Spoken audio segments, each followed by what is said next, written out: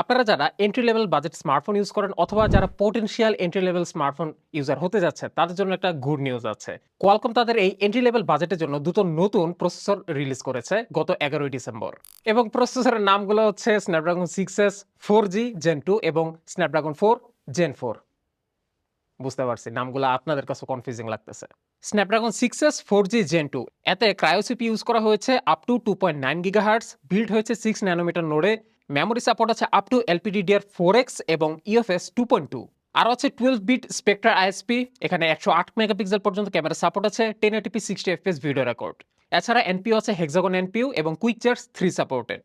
জিনিসটা পুরো ব্যাকডেটেড হয়েছে। একটা পুরানো প্রসেসরকে মনে করেন তারা রিনিউ করছে অ্যান্ড সেটাতে 4G ক্যাপাবিলিটি রাখছে, 5Gটাকে আউট করে দিছে জাস্ট ফর বাজেট। এমনকি র্যাম এবং রমের যে টেকনোলজি সাপোর্ট এখানেও কিন্তু তারা প্রাইস কাট করেছে। এবং এই প্রসেসরটা সম্ভবত স্ন্যাপড্রাগন 685 এর রিওয়ার্কড ভার্সন। এবং এই প্রসেসরের স্মার্টফোন বাজারে যেটা নতুন আসতে যাচ্ছে সেটা হচ্ছে অনারের X8D। আসল খেলা কোয়ালকম খেলেছে অন্য জায়গায়। আসেন আমরা স্ন্যাপড্রাগন 4 Gen 4 এর স্পেসিফিকেশনটা একটু দেখি। এই প্রসেসরে 5G সাপোর্ট আছে, ইউজ করা হয়েছে cryo CPU but 2.3 gigahertz up to, এবং এটা বিল্ড হয়েছে 4 ন্যানোমিটার নোডে। মেমোরি সাপোর্টটা ইন্টারেস্টিং, এটাতে LPDDR5 র্যাম সাপোর্ট আছে এবং UFS 3 পর্যন্ত স্টোরেজের সাপোর্ট আছে। এটা একই সাথে বিল্ড হয়েছে 4 ন্যানোমিটার নোডে। এটাতেও সেম 6s 4G এর মতো 12 বিট স্পেকট্রা আইএসপি ইউজ করা হয়েছে, so up to 108 megapixel camera support, 1080p 60 fps video record support. এটাতে কুইক চার্জ 4 প্লাস সাপোর্ট দেওয়া হয়েছে, যেখানে 6s 4G তে কিন্তু কুইক চার্জ 3 দেওয়া হয়েছে।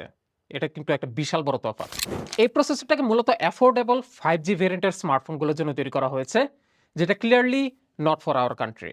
এই প্রসেসরে আপনারা দেখবেন জাস্ট ক্লক স্পিডটাই একটু কম, কিন্তু আর বাদবাকি যে কোয়ালিটি অফ লাইফ ফিচার্সগুলো আছে সবকিছু 6s 4G Gen 2 থেকে অনেকটা ইমপ্রুভ। এবার একটু আসল আলোচনায় আসে। এই দুটো প্রসেসরই এন্ট্রি লেভেল ফোনের জন্য তৈরি করা হয়েছে, কিন্তু ২ টা কিন্তু আমাদের দেশে আসবে না কখনোই। আমাদের দেশে আপনারা বরং স্মার্টফোনগুলোতে 6s 4G Gen 2 প্রসেসরটাকে দেখতে পাবেন। কারণ এই জিনিসটা অ্যাকচুয়ালি আমাদের মতো থার্ড ওয়ার্ল্ড কান্ট্রির মানুষদের জন্য তৈরি করা হয়েছে।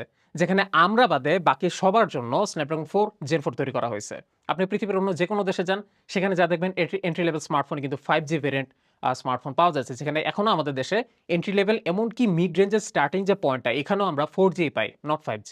আপনারা যখন আপনার স্মার্টফোনে LPDDR5 RAM দিবেন, UFS 3 স্টোরেজ দিবেন, সেখানে প্রসেসরটা স্লাইটলি লেস পাওয়ারফুল হলেও ওভারঅল পুরো সিস্টেমটা আপনার কাছে বেশ স্ন্যাপি এবং স্মুথ মনে হবে, বিকজ এরা প্রত্যেকেই তাদের নিজস্ব ক্ষমতা বলে একটা হারমোনির মধ্যেই আছে। কিন্তু যখন আপনি আপনার স্মার্টফোনে একটা পাওয়ারফুল প্রসেসর দিলেন বাট র্যাম দিলেন LPDDR4X, UFS 2.2 স্টোরেজ, তখন প্রসেসর যতই পাওয়ারফুল হোক না কেন আপনার ফোন অলওয়েজ স্টার্টার অথবা ল্যাগ মারবে।